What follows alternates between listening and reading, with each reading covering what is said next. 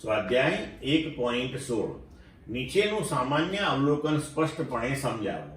ઝડપથી ગતિ કરતી એક ટ્રેનની બારીમાંથી તમે બહાર જુઓ તો નજીકના ઝાડ, મકાનો વગેરે ટ્રેનની ગતિની વિરુદ્ધ દિશામાં ગતિ કરતા દેખાય છે, પરંતુ દૂરના પદાર્થો, પર્વત શિખરો, ચંદ્ર, તારા વગેરે સ્થિર દેખાય છે.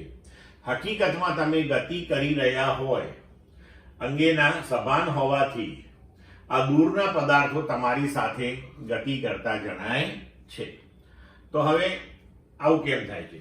તો આપણે વસ્તુ અને માણસની આંખને જોડતી જે રેખા હોય એને આપણે દ્રષ્ટિ રેખા કહીએ છીએ.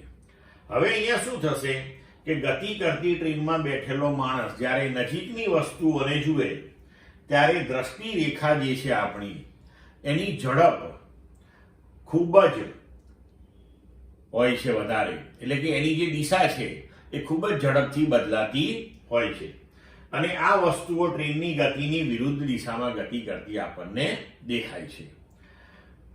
જ્યારે દૂરની વસ્તુઓ માટે દ્રષ્ટિ રેખાની દિશા જે છે ખૂબ જ ધીમેથી બદલાતી હોવાથી દૂરની વસ્તુઓ આપણને સ્થિર જણાય છે.